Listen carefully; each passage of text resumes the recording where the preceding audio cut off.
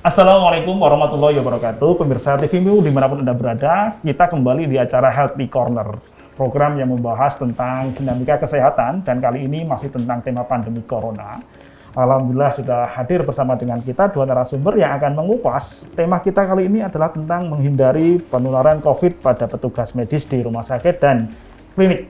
Dan terutama tentu adalah berkisar mengenai bagaimana kemudian dinamika di Rumah Sakit Muhammadiyah dan Aisyah.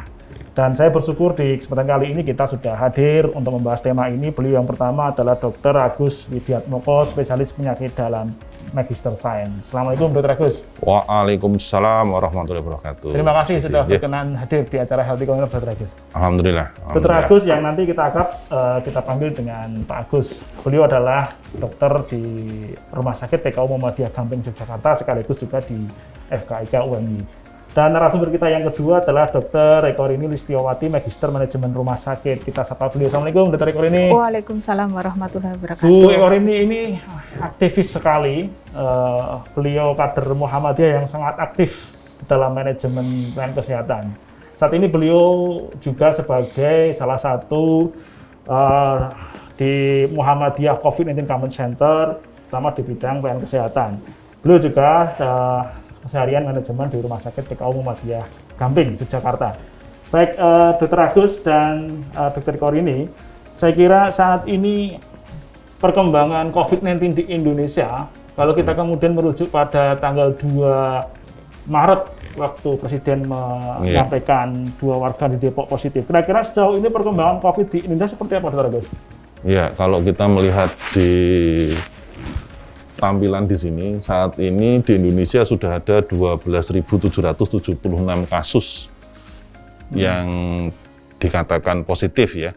Dan di sini kita tampilkan bahwa yang meninggal sekitar 930 dan yang recovery sembuh sekitar 2.381.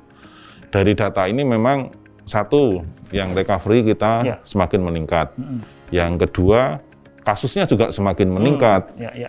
Dan angka kematian kita memang masih cukup tinggi ya, di angka hampir sekitar 8% kita angka kematian di COVID ini.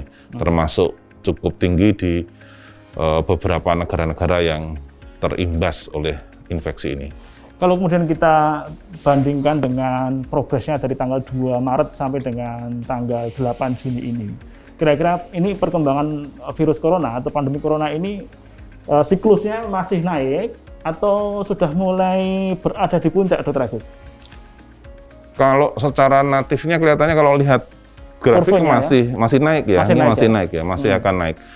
Dan kalau dilihat dari ilmu virologinya sendiri, virus ini setelah paling tidak nanti generasi ketujuhnya lah ibaratnya.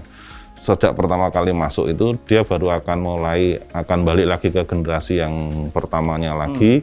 Nah, setelah itu dia akan terjadi penurunan karena kemampuan imunitas sebagian besar masyarakat sudah mulai lebih baik. Ya.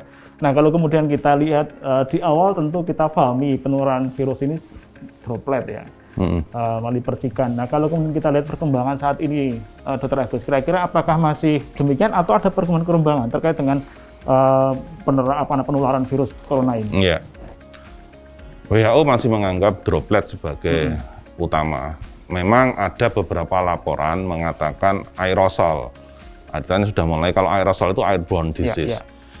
Namun demikian, klaim bahwa ini aerosol belum dibuktikan. Memang ada virus ditemukan. Virus ditemukan secara aerosol di butiran-butiran yang lebih kecil daripada droplet. Namun apakah virusnya itu viable atau tidak? Tidak dilakukan pengecekan. Nah, ini yang belum diketahui secara pasti. Sekali lagi kita ini berhadapan dengan sesuatu hal yang baru ya, sehingga penelitian terus saja berjalan. Namun demikian, ini menunjukkan bahwa ada partikel yang lebih kecil dari droplet yang kita sebut sebagai aerosol yang memang ada kandungan virusnya. Hanya belum dipastikan virusnya ini hidup atau tidak, itu saja. Ya, oke. Bu Eko Rini, kalau kemudian tadi yang seperti disampaikan oleh Pak Agus, bahwa sebagian tentu masih meyakini sebagai droplet, tapi ada yang meyakini sebagai aerosol. Kalau Rumah Sakit Muhammadiyah sendiri yang kita ketahui sejauh ini, bagaimana kemudian, apakah protokol yang mereka gunakan sudah menggunakan referensi yang mana? Apakah menggunakan referensi droplet atau aerosol atau apa, Bu Eko ini? Ya, terima kasih Mas Budi. Untuk Rumah Sakit Muhammadiyah Aisyah saat ini mungkin sebagai informasi, total Rumah Sakit Muhammadiyah Aisyah itu 107 di Indonesia. Untuk klinik ada 235 dan Rumah Sakit Muhammadiyah Aisyah yang sudah menangani kasus COVID ini ada 75 rumah sakit. Nah, Rumah Sakit Muhammadiyah Aisyah ini menerapkan beberapa semacam zona, penetapan zonasi. Jadi zona mana yang nanti masuk zona merah, kemudian zona kuning, zona hijau, kemudian masing-masing APD-nya ada level 1, level 2, dan level 3, tergantung dari zonanya itu sendiri dan tindakan yang dilakukan. Nah, ini yang kita harapkan mampu melindungi staf medis, staf kesehatan dalam menghadapi pasien, dalam menangani pasien. Salah satu yang juga dilakukan adalah semua rumah sakit sekarang sudah menerapkan kawasan wajib menggunakan masker. Ya, tidak hanya bagi kami petugas kesehatan, termasuk kita hari ini, itu juga menggunakan masker. Nah, masyarakat yang masuk ke rumah sakit itu juga wajib menggunakan masker. Nah, ini saat perlindungan tidak hanya sebagai kepada petugas kesehatan saja, Dokter Agus, tapi juga kepada masyarakat. Jadi relatif rumah sakit itu aman, karena masyarakat yang masuk pakai masker, kami petugas kesehatan juga pakai masker. Nah, kira-kira seperti itu, Mas. Jadi kemudian para petugas pun kemudian dan juga pengunjung juga wajib menggunakan masker ya. Betul. Hari ini. Baik, saya tertarik tadi angka Rumah Sakit Muhammadiyah yang sudah berpartisipasi di dalam proses penanganan COVID. Jadi dari 137 Rumah Sakit Muhammadiyah sudah ada berapa tadi Bu Eko ini? 75 yang menangani. Sampai saat ini sudah 75 ya? 75 yang kalau menangani. Kita kemudian runut persebaran dari 75 itu dari mana ada? Kalau ada Sumatera, Kalimantan? Hampir di semua provinsi ada.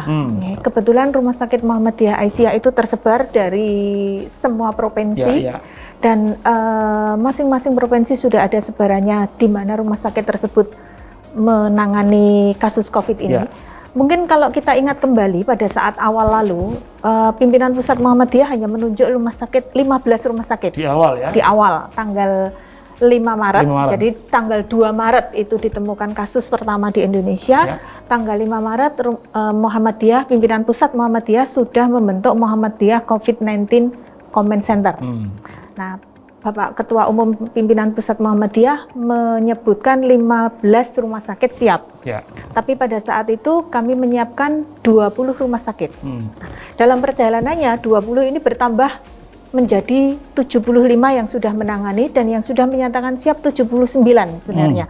Tapi 4 diantaranya itu belum mendapatkan kasus. Tapi yang siap 79 tersebar di seluruh wilayah Indonesia.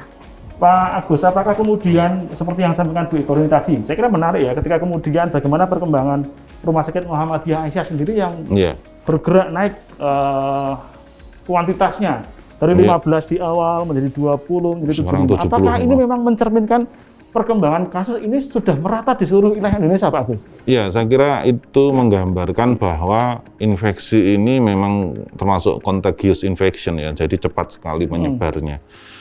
Kita bisa bayangkan hampir seluruh negara di dunia terimbas, nah, apalagi di negara kita ini juga saya yakin tadi dengan gambaran pertambahan rumah sakit yang diutarakan oleh Dr. Eko ini tadi itu menunjukkan bahwa di Indonesia pun persebarannya juga sudah merata ya. Di hampir di seluruh provinsi kita sudah ada kasus corona dan alhamdulillah Rumah Sakit Muhammadiyah bisa turut andil untuk memberikan layanan kesehatan bagi pasien-pasien yang terkena infeksi virus COVID-19 ini. Ya, baik. Cepat ya, tapi super spreader. Super spreader ya? Iya. Super spreader ya? Ya, ini kecepatannya yang sungguh sangat luar biasa. Ya, oke. Baik, Pak Agus dan Bu Eko ini saya kira menarik tentang bagaimana penyebaran virus corona ini dan peran Rumah Sakit Muhammadiyah di dalamnya. Kita akan kembali tentu setelah iklan yang satu ini, jadi kita akan kembali dulu Pak Agus dan Bu Eko ini. Baik, pemirsa TVMO, kita akan kembali setelah jeda yang satu ini.